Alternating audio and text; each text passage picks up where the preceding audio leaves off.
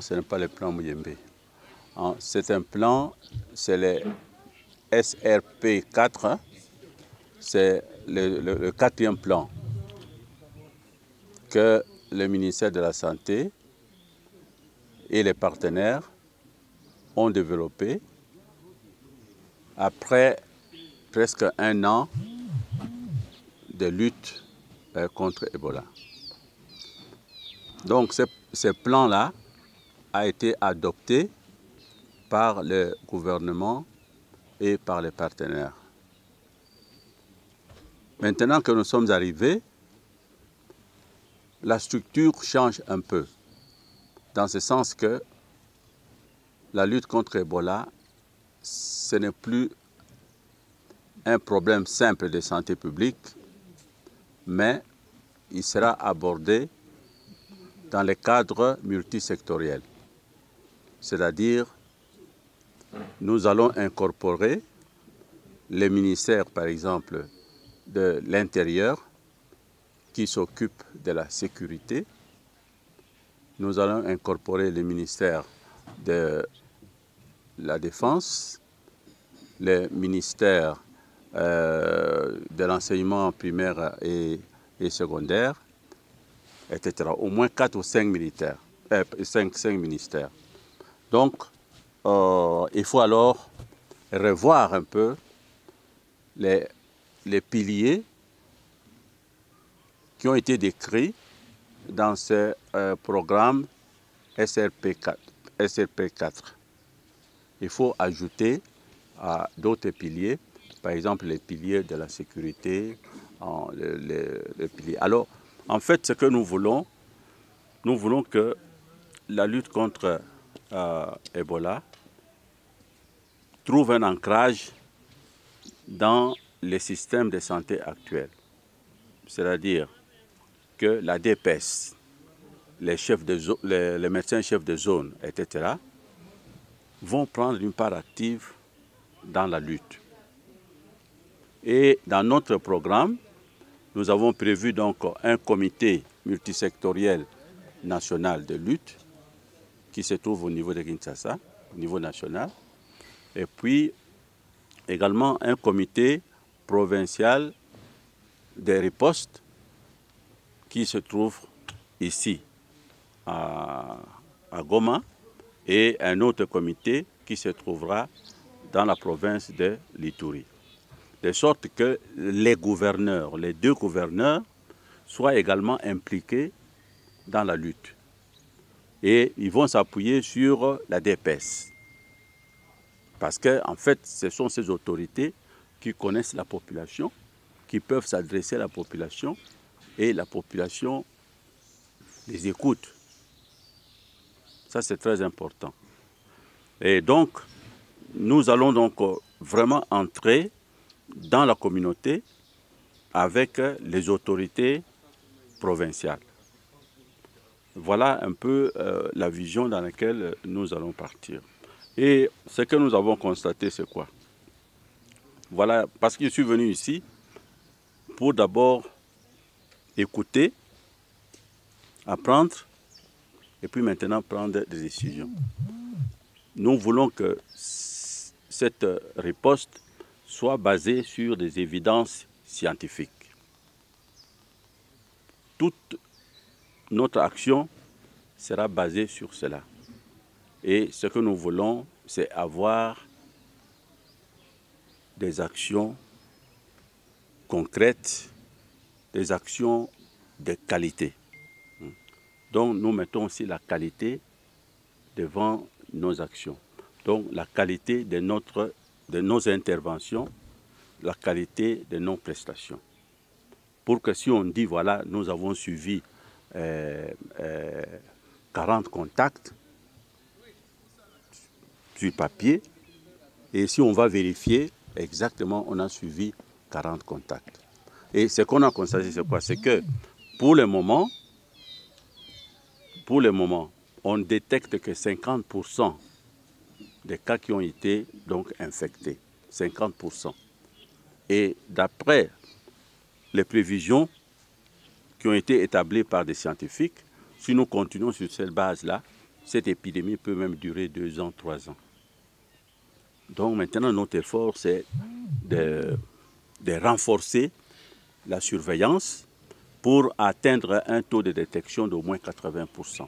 Si nous atteignons 80%, en ce moment-là, nous pouvons espérer que cette épidémie peut être maîtrisée le plus rapidement possible.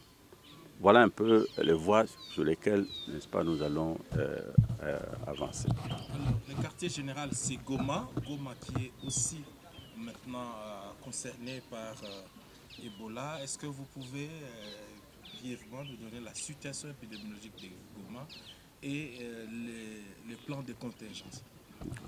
Donc en fait, Goma, pour nous, c'est un point très important. Vous savez, Goma, c'est un peu le point de départ vers l'extérieur, vers notre capitale.